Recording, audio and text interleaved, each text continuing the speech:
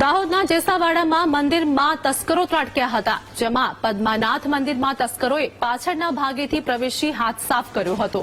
મંદિરમાં રાખેલી દાનપેટી ઉઠાવીને ચોર ફરાર થયા હતા, તો 25 થી 30 હજારની રોકડની ચોરી કર્યાની વિગતો સામે આવી છે. ચોરીની ઘટનાના સીસીટીવી ફૂટેજ પણ સામે આવ્યા છે, જેમાં પોલીસે સીસીટીવીના આધારે તપાસ હાથ ધરી છે. તો મંદિરમાં ચોરીની ઘટના સામે આવી છે. દાહોદના જેસાવાડામાં મંદિરમાં તસ્કરો ત્રાટક્યા હતા અને આ સાથે જ ચોરોએ મંદિરમાં ચોરી કરીને પછી ફરાર થઈ ગયા હતા.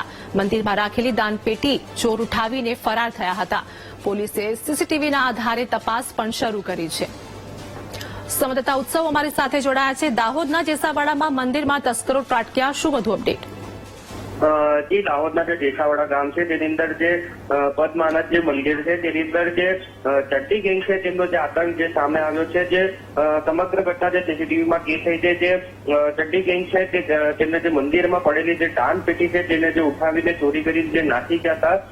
જે મંદિરની જે દાન પેટી છે તેની અંદર અંદાજે 25 થી 30 હજાર રૂપિયાની જે રોકડ રકમ હોવાની જે પ્રાથમિક વિગત સામે આવી છે. હાલ તો જે દાહોદ ડીવાયએસપી સહિતનો જે પોલીસનો કાફલો જે ચડ્ડી ગેંગ છે તેની તપાસમાં જુટી છે. જી આભાર ઉત્સવ, સમગ્ર માહિતી આપવા બદલ.